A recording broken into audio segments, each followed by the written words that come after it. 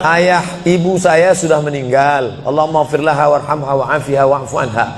Amalan apa yang sebaiknya saya lakukan agar tetap berhati kepada ibu, berbakti pada ibu saya? Ibu saya semoga masuk surga. Amin. Yang pertama doa. Apa doanya? Rabbil firli wali walidayya warhamhuma kama rabbayani saghira. Allahumma firlaha warhamha wa'afiha wa'fu anha. Ya, enggak bisa bahasa Arab Pak Ustaz, bahasa Indonesia. Ya Allah, jauhkan emakku dari neraka jahanam, berikan dia kebaikan, jadikan kuburnya salah satu dari taman surgamu, jangan jadikan kuburnya salah satu lubang nerakamu, berikan dia ketenangan ya Allah, ampunkan segala silap salah dosanya ya Allah. Yang pertama. Yang kedua, baca Quran. Wa in khatimul Quran, yang paling afdal dibaca khatam Quran, satu khatam. Untuk almarhumah emakku, aku hadiahkan pahala bacaan Quran sekhatam. Kalau tidak bisa satu khatam, bacakan Yasin, hatinya Quran. Kalau tidak baca Yasin, jurus terakhir Ummul Quran Al-Fatihah. Al-Fatihah pun tak bisa, mati aja lah. Yang ketiga, sedekah. Saat sayang betul dengan emaknya, lalu emaknya meninggal dunia, dia datang melapor kepada Nabi, ya Rasulullah, ummi matat, emakku sudah meninggal dunia, apa atasaddaqu anha, kalau aku bersedekah, apakah sedekahnya sampai ke almarhumah emakku? Kata Nabi, tasaddaq, bersedekahlah. Ayyu sadaqatu afdal, apa sedekah yang paling afdal? Kata Nabi, saqyul ma', memberi air minum. Yang paling afdal adalah memberi air minum, karena di jazirah Arab susah membuat sumur bor, sedekah air minum. Tapi di Bekasi jangan lagi sedekah air, karena masjid kita sudah diapit 2 danau. Sampai-sampai nama masjid ini pun Masjid Al-Danau, Al-Qalam. Diapit 2 kolam. Nah, oleh sebab itu jangan lagi sedekah air. Sedekah apa? Sedekah AC, sedekah kipas angin, sedekah mikrofon, sedekah kamera, sedekah CCTV. Maka insya Allah mengalir pada almarhumah. Yang pertama doa, yang kedua baca Quran, yang ketiga sedekah, yang keempat kurban. Nanti mau hari raya kurban, ini 1 kambing untuk almarhumah emakku. Yang kelima haji. Kalau dia dulu belum haji, badal hajikan. Yang keenam puasa. Mana tahu dulu ada puasanya tinggal, kita laksanakan puasa. Man mata, siapa yang mati, wa alaihi siyamun, punya utang puasa, shoma anhu waliyuhu, maka ahli warisnya melaksanakan puasa untuknya.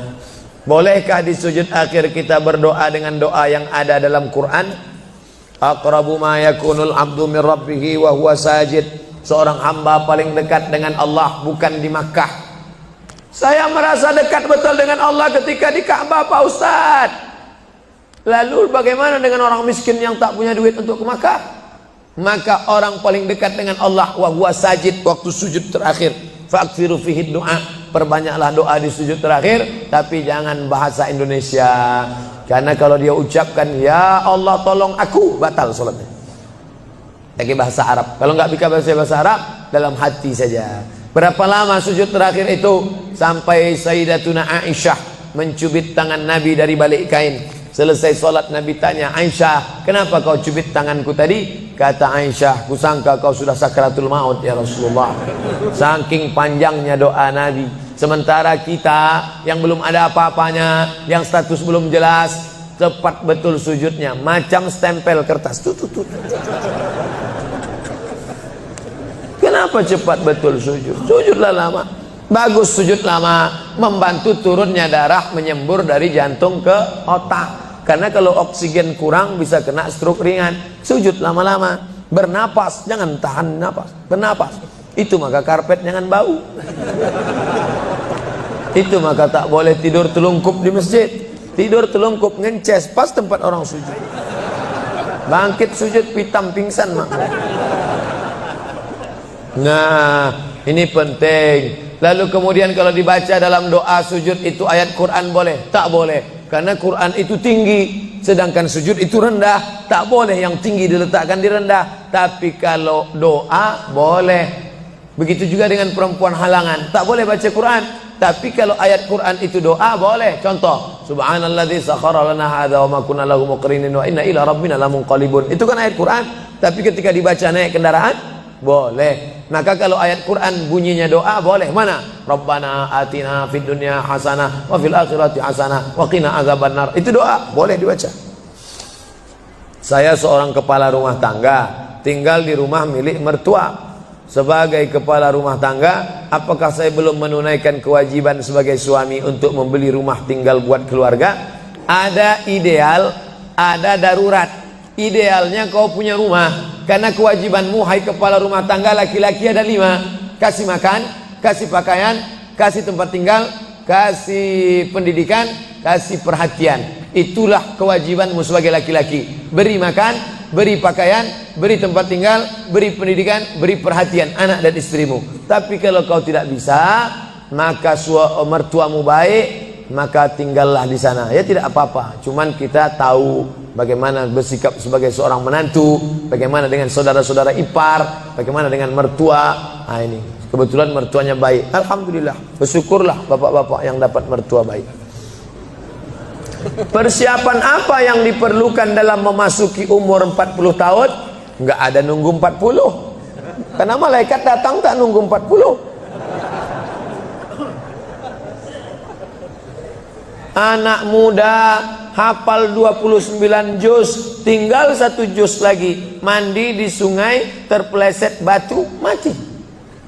Anak muda. Orang tua sudah 70 tahun diponis dokter mati. Saya sudah diponis dokter katanya 3 bulan Pak Ustaz. Sudah berapa bulan Pak? Udah tahun setengah, enggak mati-mati. Jangan terlalu yakin dan percaya kepada kata manusia. Tapi saya tetap berobat ke dokter, saya tetap berobat ke rumah sakit. Tapi masalah keimanan, maka itu yang di atas. Innama amruhu idza arada syai'an ayakula lahu kun.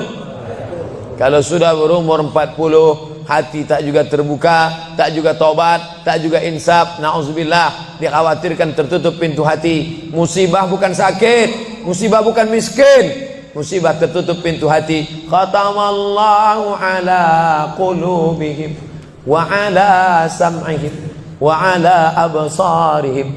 Makin tua makin menjadi-jadi, tak salat, tak puasa, tak berzakat, akhirnya mati dalam keadaan sakau, mati dalam keadaan dilokalisasi. Sudah jelas umur 70 tahun tetap juga mau berzina, nafsu ada, tenaga tak ada, dimakan Viagra 1 botol. Sama macam kap 70 diisi minyak pesawat, meletup, bam.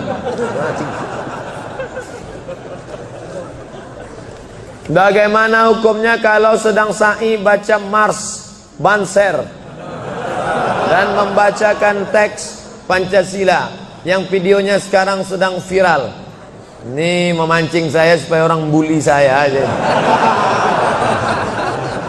Saya dibully orang itu biasa, tak masalah. Sebenarnya saya kasihan jamaah. Tolonglah Ustaz, jangan kontroversial lagi, capek kami dibully ini. Nah, jamaah ini tak tahan, kasihan saya dengan jamaah. Jadi dalam masalah ini saya mengutip jawaban dari Kiai Nahdlatul Ulama yang sudah share membuat tulisan tentang beberapa terkait masalah membaca. Balik sajalah kepada zikir yang maksur yang diajarkan Nabi Muhammad sallallahu alaihi wasallam. Mau nanya Pak Ustaz, kita hidup untuk apa dan mati untuk siapa? Itulah yang sudah dibahas tadi.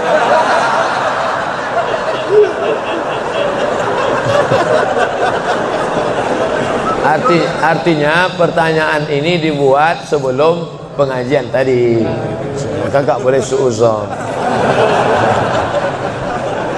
Kertas terakhir. Ada lagi. Kertas, kenapa Allah membolehkan poligami? Kenapa hikmah? Fankihu ma tabalakum minan nisa. Nikahilah nisa. Itu syaratnya yang pertama. Yang dinikahi itu nisa. Makanya laki-laki menikahi perempuan, karena Allah menciptakan Adam dan Hawa, bukan Adam dan Asep. Setelah kau pilih nisa, syaratnya bagaimana? Min thayyibat fankihu ma taba, yang baik. Kalau laki-laki thayyib, thayyib itu artinya baik. Sekarang thayyib sudah berubah, enggak pulang-pulang. Fankihu ma taba, nikahilah perempuan yang baik, minan nisa, perempuan yang baik. Masna, 2, wa sulasa 3, wa ruba' 4. Fa in khiftum alla ta'dilu, kalau kau khawatir tak sanggup adil, fawahidah, satu saja cukup. Ada seorang janda, dia punya anak, maka anak yatimnya ini perlu dijaga orang. Maka daripada dijaga orang lain, saya ajalah menjaganya. Nah, itu alasan pertama, karena untuk menjaga anak yatim. Itu alasan pertama. Alasan kedua, ada mungkin laki-laki yang dia 300 tenaga kuda. Tak bisa dia kalau tak poligami, tak cukup satu. Kalau sampai satu tuh mati, Bu tuh. Nah, tuh. Jadi perempuan tidak boleh mengatakan lebih baik lakiku berzina. Oh enggak, maka dia harus berlapang dada menerima 300 tenaga kuda. Yang ketiga, untuk menghibur. Nabi Muhammad itu 25 tahun monogami, istrinya cuma satu, Khadijah saja.